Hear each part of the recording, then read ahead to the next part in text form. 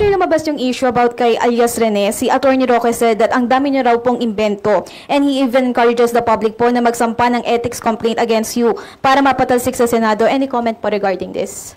Bukas sa kahit sinong mamamayan na mag-file ng ethics complaint. Pero parang si Harry Roque ang maraming sinasabi. Umuwi muna siya, humarap muna siya dito sa Senado, haharapin ko siya kahit saan. Pero ngayon, bitawan na niya yung buhay pugante niya. Sen, after nung call ni Sen Roque, may ilang netizen na sabi nila, baka raw kayo pinupuntirya kasi baka daw natitreten for you kasi baka daw tumakbo kayo for 2028 election. Sa tingin niyo po ba, may possibility po ba na may ganung angle kaya pinupuntirya po kayo?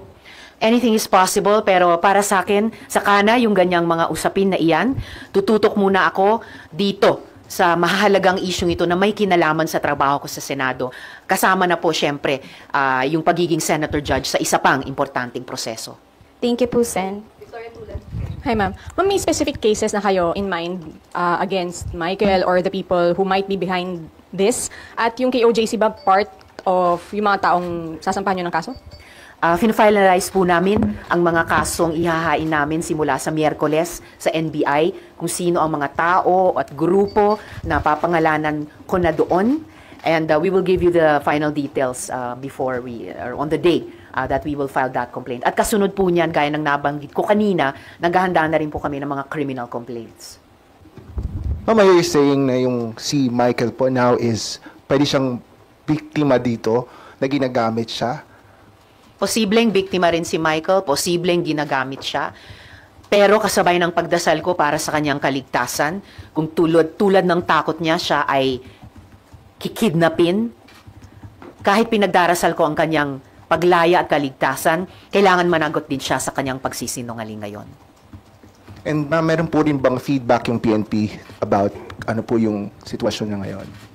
Basta ang latest na alam kong ginagawa ng PNP noon ay kumikilos din sila agad doon sa finoward naming mga messages ni Michael noon lamang, June 22 at 23. Pero habang sila ay kumikilos na noon tungkol sa kanyang cry for help, yung kanyang hiling na ma-rescue siya, biglang lumabas na itong video na ito. Raymond De Paz, DCRH.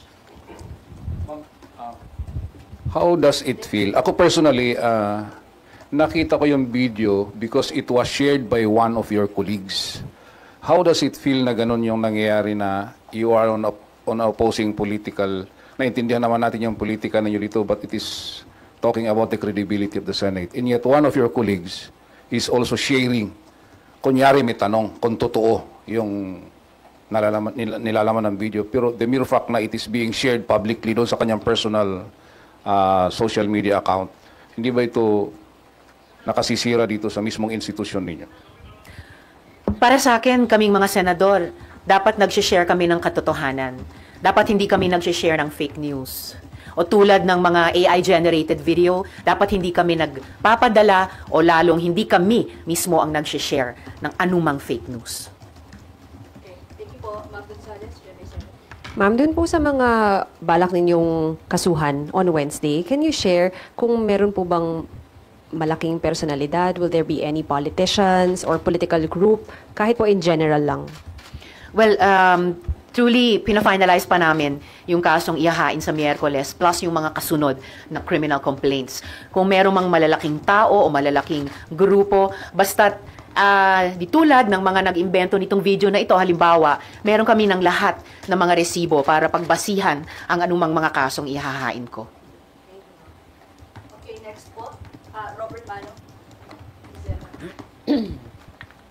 Good morning, ma'am. With the recent incident, ma'am, nakikita nyo ba na hihina yung isinagawa niyong investigation because sa pag-record niya, magpapahina because baka sabihin na, hindi, mahina naman palang kumuha ng mga testigo at nagbabayad pala kayo ng testigo? Pinabubulaanan namin at kayang pabulaanan hanggang sa huling araw ng 19th at 20th Congresses yung mga akusasyon nila gaya ng nakita nyo sa mga resibo. Definitely the contrary ang epekto nitong mga ginagawa nilang fake news. Sa pakiramdam ko po, lalo lang lumalakas yung findings at recommendations ng aming investigasyon laban kay Apollo Kibuloy at sa KOJC. At muli, hindi lamang si Michael ang testigo, Maalala po natin, 14 sila, ni hindi siya ang star witness. At yung iba sa 13 pang witness na yon ay nag-reach out na sa opisina ko para sabihing handa nilang patunayan. Sabihin muli na sila'y nagtestigo ng malaya at hindi sila binayaran. At sisiguraduhin ko rin na yung committee report, draft committee report namin dito sa investigasyon laban kina Kibuloy at sa KOJC na muli, salamat kay Sen. Rafi, siya ang unang pumirma niyan. Gagawin po namin ang lahat ng tamang paraan, maging bahagi pa rin ito ng record ng 20th Congress. Dahil walang fake video or ano pa mang magagawa sila na pwedeng takpan yung katotohanang nakapaloob dyan sa committee report na iyan ng aming investigasyon. Thank you. Meron pa po sa Kibuloy issue. Sana lang. Sinong tingin niyo nasa likod ni Michael Mauricio para gawin niya to at bumaliktad siya? Yun yung aming gustong i-establish. Sinabi for one ni Attorney Torreon na hindi daw sila. So, sino? Hanggang ngayon, wala pang nagkiklaim ng authorship nitong magaling na video nila ng panay fake news naman. Bakit ayaw nilang aminin o angkinin? Dahil di tulad nga namin na kompleto ang mga resibo kay Michael at sa lahat ng aming mga witness, lahat ng resibo para sa investigasyon ay kompleto kami. Hindi tulad nila na wala silang mapatunayan dahil panay kasinungalingan ang video nila. But are you of the belief that he's acting not on his own? Someone is behind him? There is definitely someone behind him. Kung acting on his own siya o hindi siya acting on his own, hindi pa natin masisigurado 100% dahil contradictory yung mga messages niya sa opisina ko hanggang sa 1 week ago, June 23, at yung mga sinasabi niya ngayon sa video, at yung sinabi din niya under oath sa hearing nung laban kay Kibuloy at sa KOJC. Ma'am, sorry, isa na lang. Yung pong paghingi niya ng tulong sa inyo, malinaw na po ba na na-release na siya from being kidnapped? That was right before na biglang lumabas itong video na ito. Nag-message siya prior to June 2025 na takot dahil may nanghaharas sa kanya. Nag-message siya prior 2025 na nililigawan siya, inaalukan siya ng bayad, ng malakas na abogado. Pero biglang June 2022 and 2023 this year, may dagdag na takot na dahil siya daw ay kikidnapin. I-rescue daw siya. Actually, no. Nandun na siya kasi sinabi niya doon siya dinakip sa Glory Mountain. So yung huling mga messages niya, nakidnap na siya. He was already being held against his will. Kaya humihingi na siya ng rescue. Habang kumikilos na ang PNP, batay sa finoward naming messages ni Michael sa kanila, habang kumikilos na ang PNP Davao para malamang i-rescue nga siya gaya ng kanyang hiningi, lumabas na itong fake video na ito. Thank you, Ponde. Then, Victoria. Ma'am, dun po sa 13 witnesses na nag-reach out to prove na kaya nilang patunayan yung sinabi ni alias Rene. Meron din po bang from KOJC na nagko-convince sa kanila na bumaliktad, i-recant yung kanilang testimony, and ano po yung ginagawa ng ating office para hindi sila bumaliktad?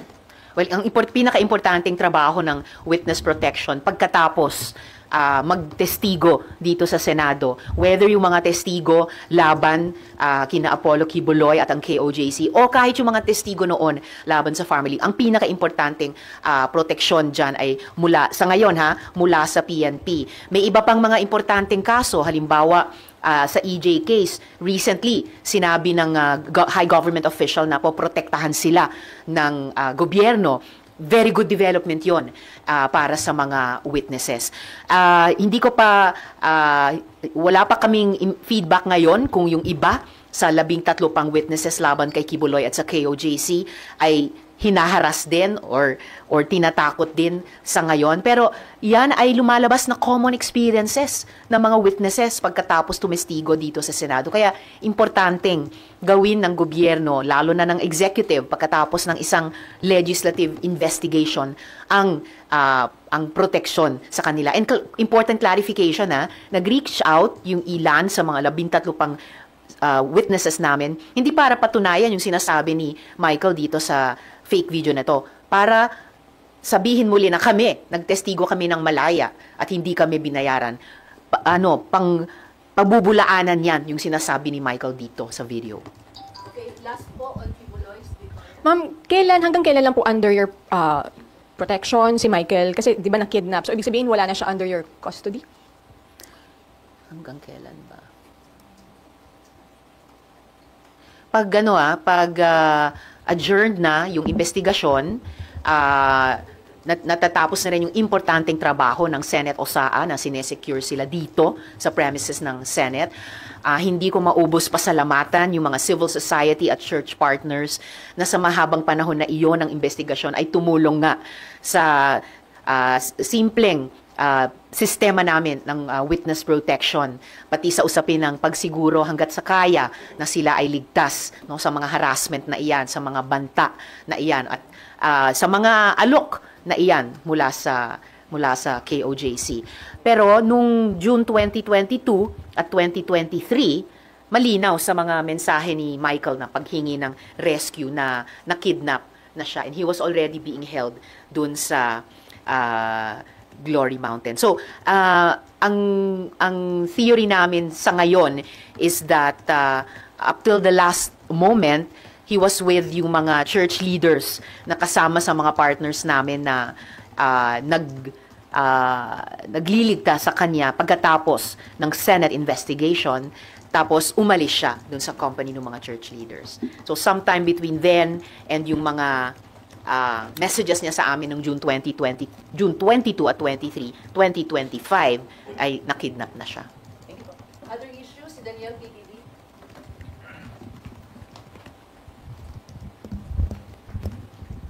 Hi ma'am, good morning po. Ma'am, Morning. tanong ko lang po, I'm not sure kung nasagot nyo na rin sa mga interviews nyo, pero may panawagan po kasi na gawing pong bukas yung Bicameral Conference Committee dun po sa budget.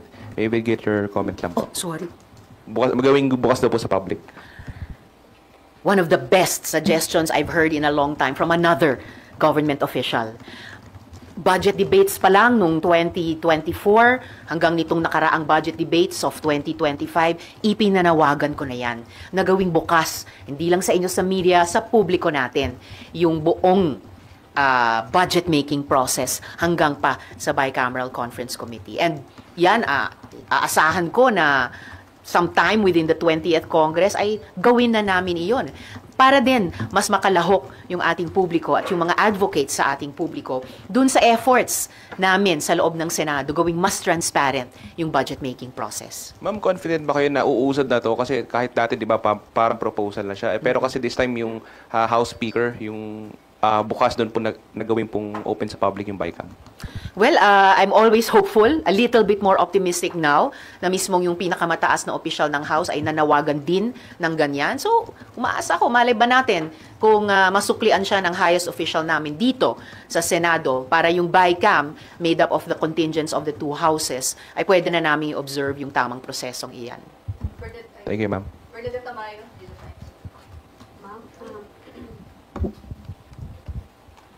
Good morning po. Good morning. Ma'am, may panawagan po si Senator Lacson na yung mga senator judges should act and behave like senator judges kasi po nanonood po ang publiko. Ano pong sagot niyo sa kanyang panawagan? Definitely yes. Yan ang utos sa amin ng konstitusyon na maging impartial senator judges. Sina Sen Ping at marami ng senador bago sa amin nung mga naunang impeachment processes, trials, tulad kay dating Presidente Estrada, tulad kay dating Chief Justice Corona, at iba pa, ay gumanap ng ganyang tungkulin. And by the way, kasabay pa nung legislative function nila of patuloy na pagpasa ng mga batas. Kung kaya nilang gawin iyon ilang beses na noon, edi kayang-kayang gawin din namin yon. So I appreciate and I share wholeheartedly dun sa paalala ni Sen Ping sa aming lahat. Okay, may understand yun? Ma'am, on minority issue, nagkausap na po kayo ni Sen Bam, Sen Kiko about this? Nag-uusap po kami patuloy nitong mga araw na ito. So one-on-one and as a group, as all three, kung ano yung mga plano namin para sa incoming 20th Congress. So, tatlo na po kayong minority, ma'am. Sen Bam, Sen Kiko? Bahagi po yun ng pinag-uusapan namin at ifa-finalize pa. Pero patuloy yung pag-uusap naming tatlo. Tatlo lang ba kayo or may mga possible bang sumama po sa minority? That would be interesting kung mayroon pa. Pero syempre, para sa akin, inuuna ko munang makausap yung dalawa. And kung makabuo man kami ng block, I will look very, very interestedly dun sa iba pang mga kasama sa Senado. Pero first things first, yung backyard ko muna. Ma'am, follow up po. Pero may parang agam-agam po si Senator Bam kasi gusto niya pong makuha yung Committee on Education. Alam naman po natin, yung it's a major committee, hindi po ito binibigay sa minority block. Ano pong masasabi niyo dito? Oh, actually, kung tignan natin yung kasaysayan ng nakaraang mga Kongreso, yung Senado, dahil 12 lang kami dito, 50 plus sa mga komite, maya't maya. I mean, lahat po kami, kahit minority members, may, ano bang sinabi ko? Sorry, I was thinking 2 dosena. Okay, tama. So, 24 po kami, 50 plus ang mga komite, so more than double our number. And tulad ngayon, sa outgoing 19th Congress, kahit kami, or at least ako, kasi minority leader hindi, at least ako, humawak ng komite. And I'm sure if we look back sa mga nakaraang kongreso, may mga minority members sa Senado na humawak din ng mga importante o major committees. Yung kay Sen Bam, ang bawat isa po sa amin dito sa Senado sa pag-organisa ng bago o papasok na kongreso have to make our own decisions. Ang masasabi ko lamang I look forward na maging bahagi man ako ng minority or maging bahagi ng independent bloc or isang independent senator. Dahil ang mga senador naman, lalo na't habang tumatagal sa Senado, nagiging subject matter experts sa kanilang pangunahing advokasya. So may chairpersonship o wala sa katumbas na komite, pwedeng mag-set up ng platform, whether sa minority or sa isang independent bloc para sa bawat isa. And I think importanteng pagsasalamin yon dun sa mga issue at issue campaigns na dinadala ng ating mga kababayan, pati sa labas ng Senado, kasama ang oposisyon. Raymond, tapos si Amor, tapos si Victoria. Ma'am, dito ako kay Alice Guo kasi Yes. yung Manila RTC naglabas ng decision in favor, parang naayon dun sa naging recommendation ng inyong committee. So, what does it tell after itong nangyaring ito? It tells na yung finding at recommendation ng Senate Committee on Women, Children, Family Relations, and Gender Equality laban sa human trafficking ng mga pogos at yung marami pang krimen na na-unearth, nakakabit ng pogo na yan ay vindicated, pati ng isa pang branch of government, ng judiciary mismo. So isang napakagandang development ito. Nagpapakita na kayang magtulungan ang at least 2 branches of government sa isa't isa on any one legislative inquiry or investigation para siguruhin ang public safety, para siguruhin ang karapatan ng mga kababaihan at bata, para iwasto ang mga kahinaan o di kaya pagkukurap sa mga regulatory bodies natin na dapat ay nagsisiguro sa seguridad hindi lamang ng ating bansa pero ng ating mga kababayan. We still have to remain alert. Hindi pa tapos ang problema sa POGO. Kaya I believe the PNP and the other law enforcement agencies should remain on high alert dahil hindi po talaga natitigil yung mga ulat ng mga krimen na nagpapatuloy na mukhang at lumilinaw, kakabit pa rin sa dating POGO network. Yun lamang isang pinakabagong balita na yung mga dating nagtatrabaho sa mga POGO ay ngayon nakikita o nahuhuling nagtatrabaho sa ibang mga formang scamming operations pero scam pa rin. Hi ma'am, balikan ko po yung minority and then impeachment. Ma'am, is it safe, hindi pa po ba sure that you and Senator Kiko and Senator Bam will be part of the minority bloc? Meron pang chance for you to be independent bloc? Paano po ba yun? Okay, well, yun na nga yung bahagi pa rin ng work in progress. It takes a little time dahil syempre pagkatapos ng kampanya, may konting pahinga, maaring may konting biyahe, nagpapasalamat sila sa mga base na sumuporta ng kampanya, bumoto sa kanila. So it takes a little time. Pero we are applying ourselves to it. Itong mga araw na ito, work in progress na ito. And again, ano man yung maging individual na desisyon ng bawat isa, nagre-respetuhan kami dito sa Senado and we will still work out ways to work together optimally, whether sa bloke namin or kung mangyari nasa magkakaibang bloke. As for the minority, ano yan mas makikita din natin sa umaga mismo ng July 29 sa opening of session. Kasi syempre yung pagbuo ng minority ay konektado rin sa bubuuin nilang majority. No? Anong path ang tatahakin ng mga bloke na gustong maging minority. Yan, work in progress talaga yon. But definitely kayo, ma'am, you won't be part of the majority bloc. I will not join the majority again. I haven't been part of the majority in almost 9 years. And tingin ko, consistent sa pagiging miyembro ko ng minority. Either manatili sa minority or magbuo ng isang independent bloc o maging independent. Hindi lang dahil sa nakaraan, pero dahil din sa kinabukasan. Gusto ko talagang magsalamin kami o magsalamin ako dito sa loob ng Senado dun sa mas malakas na oposisyon na gusto kong buuin namin, tulungan naming buuin sa labas ng Senado. And sorry ma'am, impeachment lang po. Ma'am, your thoughts lang po dun sa recent developments. Nagkaroon na po ng answer ad cautelam si VP Sara and then sinagot na po ito ng House Prosecution. But wala pa rin daw pong mangyayari ngayong break hanggang until July, at least July 28 or 29. Your thoughts on that, ma'am? Well, pinangahawakan ko yon na may anunsyong mag-uupo ulit because the court is still in session. Take note. Magko-convene kami ulit bilang korte sa July 29.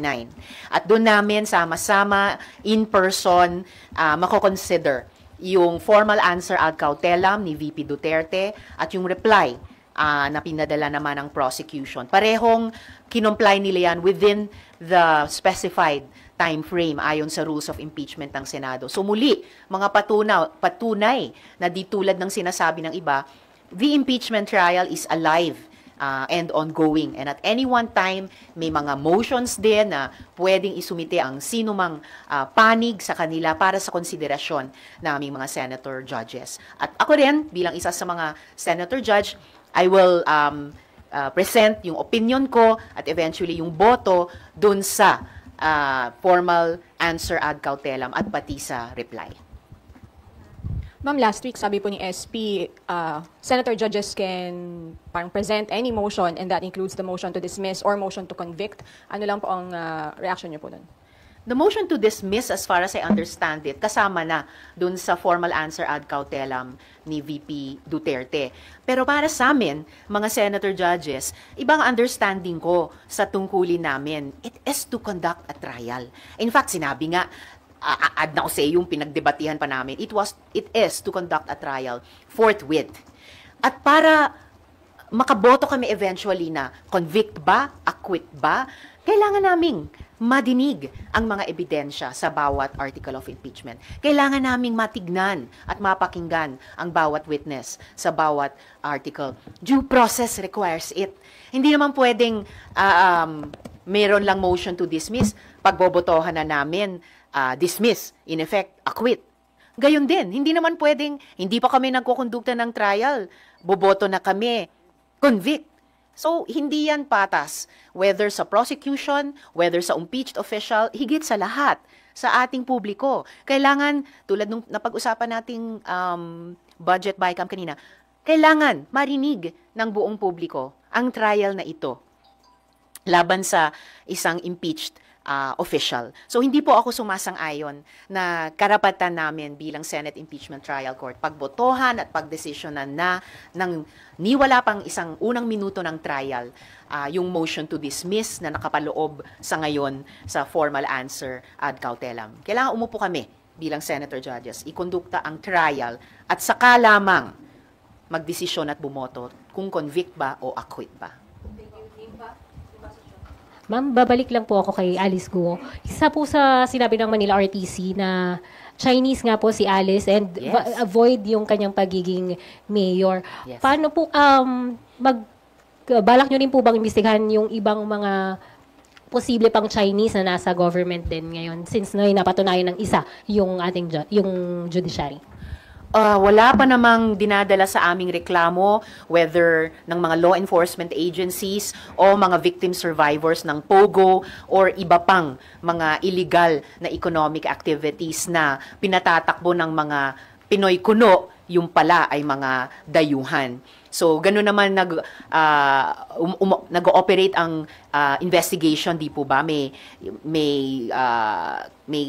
casus belli, may reason for investigating, kundi naman motu proprio ng komite. So, sa ngayon, I hope na yung ginawa naming investigasyon kay Guo Huaping at yung desisyon ng korte tungkol sa kanya na kambal ng aming findings at recommendation ay magsilbing object lesson para sa iba pa na either sila mismo ang nagpapanggap na Pilipino or yung iba nating mga kababayan na kasabwat ng ganyang mga peking local government officials. Okay, next, Myla. Ma'am, balikan ko lang yun doon sa minority leadership. Hindi niyo po ba tina-target yun, ma'am, in the 20th Congress?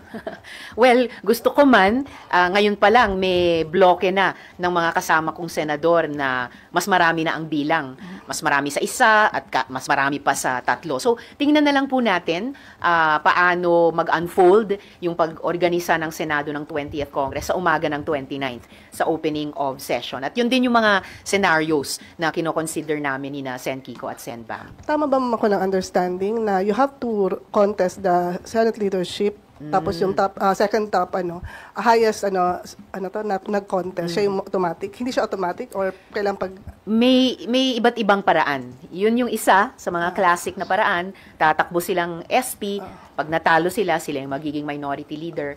Maari ding sa pag-uusap naming mga senador may mag-signify na kami na batay sa ganitong bilang. So may iba't ibang paraan and ifo-formalize namin 'yan sa umaga ng 29 sa opening of session. Sa discussion niyo ma'am ngayon, kasama na ba sina Senator Soto? Kasi considering na sila yung nag-float na possible na mag-contest kay SP Cheese.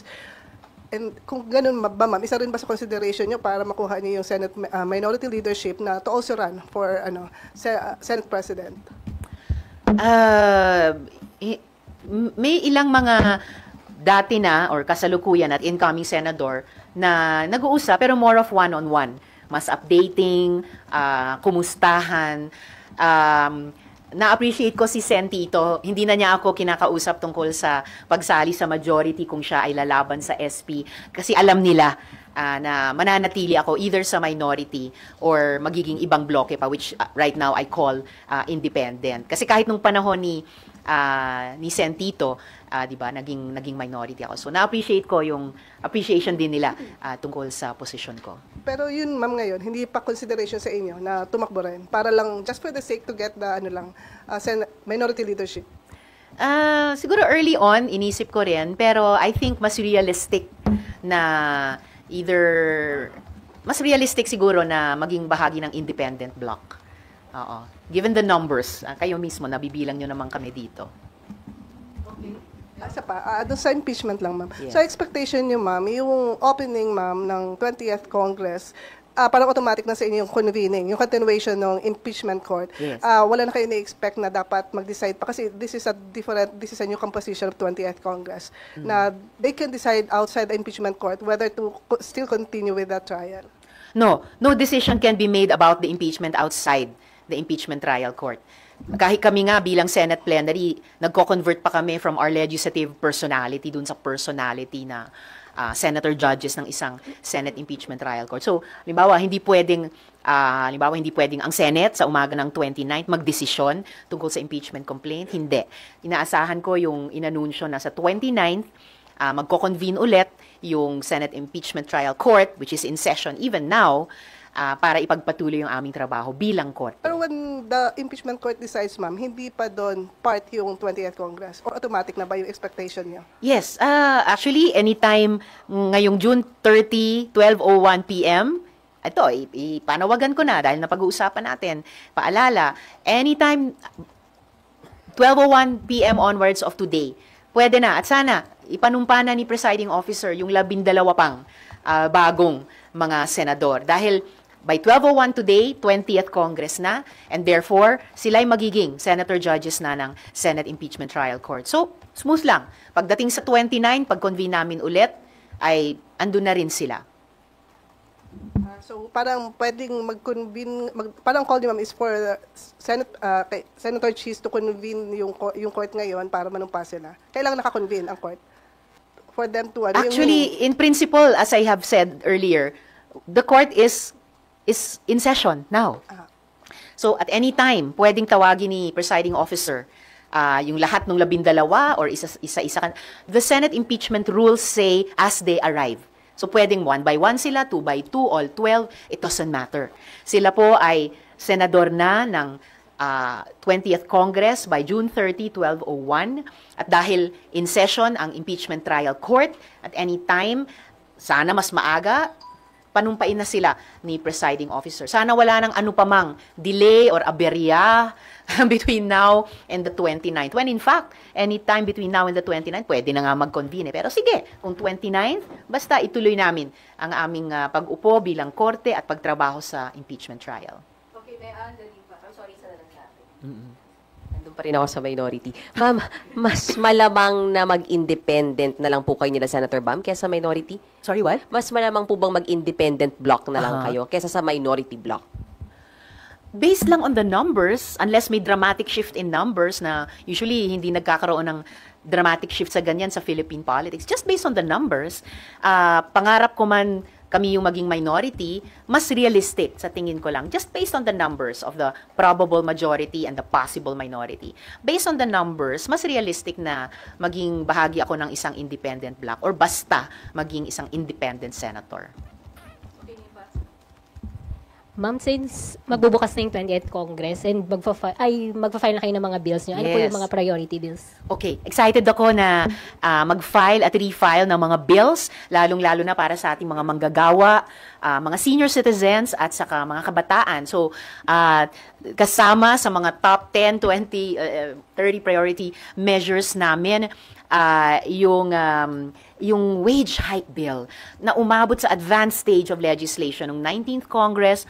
So kaagad i-refile and per Senate tradition dahil umabot sa advanced stage sa 19th Congress, inaasahan kong maaga namin maipasa sa 20th. Magfa-file din po kami, mag-refile ng Universal Social Pension para sa mga senior citizens and then of course para sa ating mga kabataan at saka iba pang kababayan yung Power Bill, yung protections for online workers, entrepreneurs, riders at raketera at iba pa, Power Bill. Yun. Of course. So, GSK Quality Bill, kasama sa priority i-refile. At hari nawa, maipasa na. Thank you. Ma'am, balik lang po ko dun sa impeachment. Yes. You're hoping na sana po mag-take na ng oath yung mga new set of senators senator judges. Gaano po kayo kasigurado na magko-crossover sa 20th Congress yung ano? Kasi may nagko-question na hindi siya pwedeng tumawid sa 20th Congress. Gaano po kayo kasigurado? Ano pong pinanghahawakan yung principle para ito yung makatawid, maka-crossover sa 20th Congress po? Pinanghahawakan ko yung mga Supreme Court rulings na ang impeachment ay non-legislative function at yung non-legislative functions ng Senado ay hindi apektado ng legislative calendar ng Senate. Pinanghahawakan ko kahit yung condition, isa sa mga condition nung mga bumoto na i-remand yung impeachment complaint sa House of Representatives. Dahil pangalawang condition nila yung kailangan mag-certify yung House of Representatives of the 20th Congress that they are willing and ready to continue prosecuting the impeachment complaint. At pagtawid niyan sa 20th Congress, kahit may mga narinig na tayong ingay mula sa ibang panig na hahamunin na naman nila yung pagpapatuloy sa 20th, well, we have the motion to dismiss mismong sa loob ng formal answer ad cautelam ni VP Duterte. I am prepared and we will be prepared i-argue na kailangang tapusin ng Senadong impeachment trial court ang kanyang trabaho dahil sabi ng konstitusyon at nakapaloob na rin sa rules ng Senate para sa impeachment na kailangan magkondukta ng trial at mag-render ng desisyon sa pamamagitan ng boto kung convict ba o acquit ba. Okay, thank you. Thank you very much. Yes.